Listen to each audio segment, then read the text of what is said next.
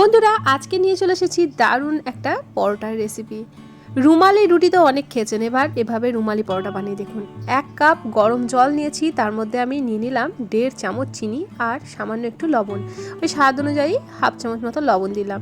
এবার দিচ্ছি 2 চামচ ভর্তি করে ঘিটা যেহেতু ফ্রিজের মধ্যে ছিল তাই ঘিটা জমে আছে, তো গরম জলের মধ্যে ঘিটা দিয়েছি যেহেতু তাড়াতাড়ি কিন্তু গলে যাবে।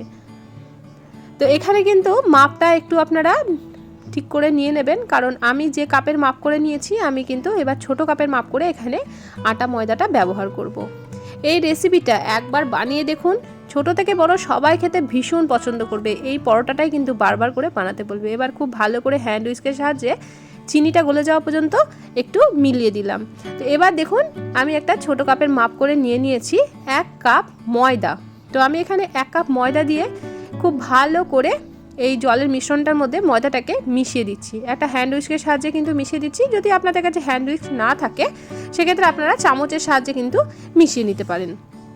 তো খুব ভালোভাবে ময়দাটা এখন দেখুন আমাদের মেশানো হয়ে গেছে। আমি ময়দা আটা দুটোরই ব্যবহার করছি, আপনারা চাইলে কিন্তু শুধুমাত্র আটা দিয়েও এটা তৈরি করে নিতে পারেন, সেক্ষেত্রেও কিন্তু দারুণ সুস্বাদু হবে। এবার ওই কাপেরই মাপ করে আমি নিয়ে নিচ্ছি এখানে আটা। এই কাপে 250 গ্রাম করে কিন্তু আমার ময়দা আটা এগুলো আমি নিয়েছি। তো আবারও নিয়ে নিলাম 1 কাপ আটা।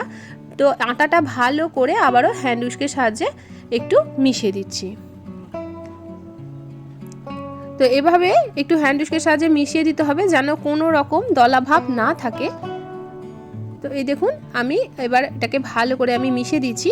তো এখনও কিন্তু মিশ্রণটা অনেকটাই পাতলা আছে, তাই আবারও নিয়ে এসেছি 1 কাপ আটা। তো ওই আটাটা কিন্তু একসঙ্গে সবটা দিয়ে দেবো না, একটু একটু করে দেবো আর এটাকে মেশাবো।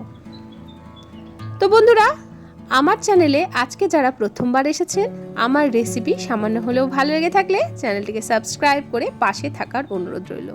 রেসিপিটি এতক্ষণ পর্যন্ত যারা দেখছেন একটা লাইক করতে ভুলে গেছেন, প্লিজ বন্ধুরা একটা লাইক দিয়ে ভিডিওটি দেখা কন্টিনিউ করবেন। আপনাদের একটা লাইক আমাদের জন্য অনেকটা গুরুত্বপূর্ণ। আর আজকের রেসিপিটা কে কোথা থেকে দেখছেন সেটাও কিন্তু অবশ্যই কমেন্ট করে জানাবেন। তো আমি একটু একটু করে আটাটা মিশিয়ে দিলাম। এখন আর হ্যান্ড উইস্কের সাহায্যে আর মেশালাম না, এবার হাতের সাহায্যে দেখুন এভাবে একটু মেখে নিতে হবে। এই মাখাটা কিন্তু একদমই শক্ত হবে না, একদম নরম করে কিন্তু আটাটা মেখে নিতে হবে। তো পুরো আটাটাই কিন্তু আমি এখানে দিয়ে দিলাম। আমি এখানে টোটালে 2 কাপ আটা আর 1 কাপ ময়দার ব্যবহার করেছি। আগে বলেছি মেজারমেন্ট কাপের যেটা 1 কাপ, যেটা 250 গ্রাম আটে, তো সেই মেজারমেন্ট কাপের 1 কাপ আমি এখানে ব্যবহার করেছি। আপনারা যে কোনো কাপ বা বাটির মাপ করে নিয়ে নেবেন, তবে মাপটা কিন্তু যে কোনো একটা নির্দিষ্ট কাপ বা বাটির মাপ করে নেওয়ার চেষ্টা করবেন। তো আপনাদের একটু কম বেশি লাগতেই পারে, খুব বেশি যদি মনে হয় নরম হয়ে গেছে তাহলে আর একটু আটা বা ময়দা মিশিয়ে দিতে পারেন। তো এখন ওপর থেকে আমি দিয়ে দিলাম সামান্য একটু সাদা তেল, ওই হাফ চামচ মতো একটু তেল আমি ওপর থেকে দিয়ে দিলাম। তো দিয়ে ভালো করে এই তেলটাকে এখন একটু মিশিয়ে দিলাম। তো এবার এটাকে আমরা রেস্টে রেখে দেবো। এখন এটা একটু চিটে চিটে যাচ্ছে, তবে এটা কিছুক্ষণ রেস্টে রাখলে কিন্তু এটা সুন্দরভাবে সেট হয়ে যাবে। তো আমি এদিকে এটাকে রেস্টে রেখে দিলাম। এটার সঙ্গে খাওয়ার জন্য একটা আলুর তরকারি এখন বানিয়ে নেবো। তো এখানে বেশ কিছুটা আলু আমি খোসাটা ছাড়িয়ে নিয়েছি। তো এবার আলুটাকে একদম ছোট ছোট টুকরো টুকরো করে কেটে নেব। এই রেসিপিটার সঙ্গে এই আলুর তরকারিটা জাস্ট দুর্দান্ত লেগেছিল। তো আপনারা এভাবে আমার মতো করে আলুর তরকারিটা একবার বানিয়ে দেখবেন। আর এখানে আলুটা কেটে কিন্তু সঙ্গে সঙ্গে আমি দেখুন জলের মধ্যে দিয়ে দিচ্ছি, এতে করে আলুটা কালো হবে না। তো আমি অফ ক্যামেরায় 2-3 বার জল পাল্টে আলুটাকে ধুয়ে নিয়েছি। তো এবার চলুন আলুর তরকারিটা বানিয়ে নিই। তো একটা কড়াই বসিয়ে দিলাম, কড়াইয়ের মধ্যে দিয়ে দিলাম 1 চামচ সর্ষের তেল। আমি রান্নাটা সর্ষের তেলেই করছি, আপনারা যে কোনো তেলে করে নিতে পারেন। তো তেলটা এখন ভালো মতো কড়াইয়ের চারিদিকে লাগিয়ে দিলাম। তেলটা ভালো করে গরম হয়ে গেছে। এবার এর মধ্যে দিয়ে দিচ্ছি ছোটো চামচের 1 চামচ 5 ফোড়ন। আর ফোড়নে দেব বেশ কিছুটা কুচনো কারি পাতা, একটু কুচনো লঙ্কা আর গ্রেট করে রাখা আদা। তবে ঝালটা আপনারা প্রয়োজন মতো দেবেন। আমি একটু ঝাল ঝাল করে বানিয়েছিলাম, তাই একটু বেশি করে একটু লঙ্কা কুচিয়ে দিয়েছিলাম, আর লঙ্কাগুলো কিন্তু বেশ ঝাল ছিল। তো এবার খুব ভালো করে ফোড়নটা একটু তেলের মধ্যে দিয়ে নাড়াচাড়া করে নিলাম। এবার দিয়ে দেব কেটে রাখা আলুগুলো। গ্যাসের ফ্লেমটা লো টু মিডিয়ামে রেখে আলুগুলোকে দিয়েও কিছুক্ষণ একটু ফোড়নের সঙ্গে ভাজা ভাজা করে নিতে হবে। এটা কিন্তু খুব তাড়াতাড়ি হয়ে যায়। এই আলুর তরকারিটা যে কোনো রুটি লুচি কিংবা পরোটার সঙ্গে দুর্দান্ত লাগে খেতে। তো এখন দিয়ে দিচ্ছি স্বাদ অনুযায়ী লবণ। লবণ দিয়ে দেওয়ার জন্য আলুটা কিন্তু খুব তাড়াতাড়ি নরম হয়ে যাবে। আর দিয়ে দিচ্ছি পরিমাণ মতো হলুদ গুঁড়ো। আর কিন্তু কোনো মশলা এখন এর মধ্যে ব্যবহার করব না। লবণ আর হলুদ গুঁড়ো দিয়ে ভালো করে আবারও নাড়াচাড়া করে দিচ্ছি। তো এখন দেখুন আলুটাকে বেশ কিছুক্ষণের জন্য নাড়াচাড়া করে দিচ্ছি। খুব বেশি কিন্তু ভাজার কোনো প্রয়োজন নেই, কারণ একটা সিম্পল আলুর তরকারি বানাবো, কিন্তু খেতে দুর্দান্ত হয় বন্ধুরা। এবার ওপর থেকে দিয়ে দিচ্ছি বেশ কিছুটা গরম জল। তো এটা কিন্তু খুব বেশি ঝোলঝোল হবে না, গা মাখা মাখা করে আলুর তরকারিটা করবো, তাই অল্প একটু গরম জল দিয়ে দিলাম। এবার ঢাকা দিয়ে আলুটা সেদ্ধ হয়ে যাওয়া পর্যন্ত রেখে দিচ্ছি। মোটামুটি 5-7 মিনিট পর আলুটা এখন কিন্তু সেদ্ধ হয়ে গেছে সুন্দরভাবে। তো এখন দেখুন আমি একটু খুন্তির সাহায্যে আলুগুলোকে একটু ম্যাশ করে দিচ্ছি, এতে করে আলুটা বেশ ভালো লাগে খেতে, বেশ সুন্দর লাগে। তো আপনারা না চাইলে কিন্তু ম্যাশ নাও করতে পারেন। সব শেষে ওপর থেকে আমি একটু মতো চিনি দিয়ে দিলাম, এতে করে ভীষণ ভালো লাগে। আর দিয়ে দিলাম ছোটো চামচের 1 চামচ চাট মশলা, এতে বেশ একটা চটপটা স্বাদ আসে। যদি চাট মশলা হাতের কাছে না থাকে তো ম্যাগি মশলাও কিন্তু আপনারা দিয়ে দিতে পারেন, বা কোনো কিছু না দিলেও কিন্তু খেতে ভালো লাগে। তবে ম্যাগি মশলা অথবা চাট মশলা দিলে এই আলুর তরকারির স্বাদটা কিন্তু দ্বিগুণ হয়ে যায়। এখন কিন্তু তরকারিটা একদম রেডি। গ্যাসের ফ্লেমটা বন্ধ করে ঢাকা দিয়ে একটা সাইডে আমরা রেখে দেবো। এদিকে ময়দাটাও কিন্তু রেস্টে রাখা হয়ে গেছে অনেকক্ষণ। যতক্ষণ আমরা তরকারিটা করছিলাম ততক্ষণ কিন্তু এটা রেস্টে ছিল। এখন দেখুন সুন্দরভাবে কিন্তু সেট হয়ে গেছে, আর কিন্তু একটু চিটচিট করে লেগে যাচ্ছে না। যদি আপনাদের মনে হয় বেশি আঠালো হয়ে গেছে তাহলে একটু আটা বা ময়দা দিয়ে একটু আপনারা মেখে নিতে পারেন, তবে আমার কিন্তু কোনো কিছুর প্রয়োজন হয়নি। একটা প্লেটের মধ্যে একটু ময়দা ছড়িয়ে এখান থেকে ছোট ছোট করে লেচি কেটে সেই লেচিগুলোকে এর উপরে দিয়ে দেবো। তবে খুব বেশি ছোট করে কাটবো না, যেমনভাবে আমরা রুটি বা পরোটা বানাই সেরকমই কিন্তু এখানে লেচিটা কাটছি।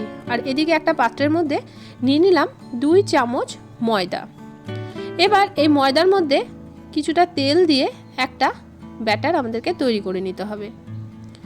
তো আমি এখানে দেখুন 2 চামচ তেল দিয়ে প্রথমে মিশিয়ে দিলাম, তবে 2 চামচ তেল আমার এখানে কম হয়েছিল। পরে আরও একটু তেল দিয়ে এটাকে একটা পাতলা মতো মিশ্রণ তৈরি করে রাখতে হবে, এটা আমাদের পরে কাজে লাগবে। এই পরোটাটা বন্ধুরা একবার হলেও বানিয়ে দেখবেন, এতটা নরম তুলতুলে হয়ে যায়, যেটা ঠান্ডা হওয়ার পরেও কিন্তু একদম নরম তুলতুলে থাকে। বাচ্চা থেকে বড় সবাই কিন্তু খেতে ভীষণ পছন্দ করবে। একদিন রেখে দিলেও কিন্তু এরকমই নরম থাকবে। তো এবার চপিং বোর্ডের মধ্যে কিছুটা ময়দা ছড়িয়ে দিলাম। এবার একটা লেচি আমি নিয়ে নিলাম। তো ভালো করে একটু ময়দাটা এর চারিদিকে লাগিয়ে দিলাম। একটু ময়দা ছড়িয়ে কিন্তু এটা বেলতে হবে, না হলে কিন্তু এটা চাকতা বেল্লা অথবা এরকম চপিং বোর্ডের গায়ে কিন্তু এটা সেটে যাবে। তো আমি দেখুন এখন এটা গোল করে বেলে নিলাম। যে ময়দা আর তেলের মিশ্রণটা করে রেখেছিলাম সেটা থেকে এর ওপর থেকে একটু করে বুলিয়ে দিচ্ছি। একটা ব্রাশ নিয়েছি, অয়েল ব্রাশারের মধ্যে দিয়ে এটাকে ওপরে একটু লাগিয়ে দিলাম। তো এভাবে আমি একটা ফোল্ড দিয়ে দিচ্ছি। আপনারা দেখুন, দেখলেই কিন্তু এটা বুঝতে পারবেন। আর খুবই সহজ বানানো, যে কেউ দেখলে এটা বানাতে পারবে। তো এভাবে একবার ফোল্ড দিয়ে দিলাম। এবার মাঝখান থেকে আর একটা ফোল্ড দিয়ে দিলাম। ব্যাস আমাদের একটা চৌকো শেপের তৈরি হয়ে গেল। তো এবার এটাকে আমরা চৌকো শেপ করে বেলে নেব। এরকমভাবে ফোল্ডগুলো দিলে প্রত্যেকটা ভাঁজ কিন্তু একদম সুন্দরভাবে ফুলবে। আর এরকমভাবেই কিন্তু প্রত্যেকটা যখন খাবেন তখন দেখবেন একদম লেয়ার হয়ে বেরাবে। লেয়ারগুলো খুব ভালোভাবে কিন্তু এটা খুলে যাবে। তো এখন দেখুন একটা বেলা হয়ে গেছে। আর যতটা সম্ভব পাতলা করে বেলে নিতে হবে, যেমন রুমালি রুটি হয় সেরকমভাবে কিন্তু পাতলা করে বেলে নিতে হবে। প্রয়োজনে একটু আটা ছড়িয়ে এটাকে, আটা বা ময়দা ছড়িয়ে এটাকে বেলে নিতে হবে। তো এখন আপনাদেরকে দেখিয়ে দিচ্ছি, দেখুন কতটা পাতলা করে আমরা এটাকে বেলে নিয়েছি। তো এবার এটাকে আমরা ভেজে নেব। তো তার জন্য একটা আমি তাওয়া বসিয়ে দিয়েছি। তাওয়াটা ভালো করে গরম করে তাওয়ার উপরে এটাকে দিয়ে দিলাম। তো এটাকে ভালো করে একটু তাওয়ার মধ্যে চারিদিকে একটু ছড়িয়ে দিলাম, কারণ এটা দেওয়ার সময় একটু গুটিয়ে গেছিলো। তো একটা পিঠ হয়ে গেছে, আর একটা পিঠ আবারও উল্টে দিলাম। আর গ্যাসের ফ্লেমটা কিন্তু একদম লো টু মিডিয়ামে রেখে এটাকে 2 পিঠ ভালো করে সেঁকে নিতে হবে। তো আমি এটা কিন্তু ঘি দিয়ে ভাজছি। আপনারা চাইলে কিন্তু বাটার অথবা সাদা তেলও ভেজে নিতে পারেন। তবে ঘি দিয়ে ভাজার জন্য এটা খুবই ভালো লেগেছিল খেতে বন্ধুরা। তবে আপনারা আপনাদের প্রয়োজন মতো যে কোনো কিছুতে ভেজে নিতে পারেন। তো এবার একটা পিঠ আমি একটু ঘি বুলিয়ে দিলাম। এবার এটাকে উল্টে দিলাম। তার দেখুন কত সুন্দরভাবে ফুলে উঠছে, পুরো একদম কিন্তু বলের মতো ফুলে যাচ্ছে। তো আর একটা পিঠেও আমি 1/2 চামচ ঘি দিয়ে দিলাম। তো ঘি দিয়ে ভালো করে এটাকে একটু ঘিটা বুলিয়ে দিলাম। তো এ পিঠ ও পিঠ খুব ভালো করে একটু সময় নিয়ে এটাকে ভেজে নিতে হবে। এরকমভাবে কিন্তু প্রত্যেকটাই আমার সুন্দর করে ফুলেছিল। ময়দাটা মাখার উপরে কিন্তু ডিপেন্ড করছে এই পরোটাগুলো কত সুন্দরভাবে ফুলবে। আর এটা কিন্তু একদম নরম তুলতুলে হয় বন্ধুরা, একবার হলেও আমার মতো করে এভাবে ট্রাই করে দেখবেন, তারপর আমাকে কমেন্ট করে জানাবেন। তো একটা কিন্তু আমাদের তৈরি হয়ে গেল। একই রকমভাবে আর একটাও আমি এই তাওয়ার মধ্যে দিয়ে দিলাম। বন্ধুরা, আমার এই রেসিপিগুলো যদি সামান্য হলেও ভালো লেগে থাকে তাহলে প্রিয়জনদের সঙ্গে শেয়ার করতে কিন্তু ভুলবেন না। আপনাদের একটা শেয়ার আমাকে অনেক দূর এগিয়ে যেতে সাহায্য করবে। তো একই রকমভাবে এটাকেও আমি ঘি দিয়ে 2 পিঠটা ভেজে নিচ্ছি। আর এটাও দেখুন কত সুন্দরভাবে ফুলে উঠছে। আপনারা যারা ঘি বা তেল বাটার কোনো কিছুই পছন্দ করেন না তারা কিন্তু এটা 2 পিঠ এভাবে সেকেও কিন্তু খেতে পারেন, সেটাও কিন্তু ভীষণ ভালো লাগবে খেতে। তো সুন্দর করে একটু সময় নিয়ে এপিঠ ওপিঠ ভালো করে লালচে কালার করে একটু ভেজে নিচ্ছি। আর গ্যাসের ফ্লেমটা অবশ্যই লো টু মিডিয়ামে রেখে ভাজবেন, হাই করে ভাজবেন না, তাহলে কিন্তু এটা পুড়ে যাবে। তো এখন আমি এটা দেখুন সার্ভ করে নিয়েছি। আর এর সাথে দিয়েছি আমি আলুর তরকারি। এখন কিন্তু ঠান্ডা হয়ে গেছে, আর একদম কিন্তু ঠান্ডা হয়ে যাওয়ার পরও এরকমভাবে নরম তুলতুলে আছে। পুরো কিন্তু একদম রুমালের মতোই পাতলা পাতলা তৈরি হয়েছিল এই রুমালি পরোটাগুলো। পরোটা তো অনেক রকমই খেয়েছেন, একবার হলেও রুমালি পরোটাটা এভাবে বানিয়ে দেখুন। আর তার সাথে আছে এই চটপটা আলুর তরকারি, যেটা দুর্দান্ত খেতে হয়েছিল। তো বন্ধুরা, আজকের মতো এই পর্যন্তই। কেমন লাগলো রেসিপি অবশ্যই কমেন্ট করে জানাবেন। দেখা হবে অন্যদিন অন্য একটা রেসিপির সাথে। সবাই ভালো থাকবেন, সুস্থ থাকবেন, সাবধানে থাকবেন।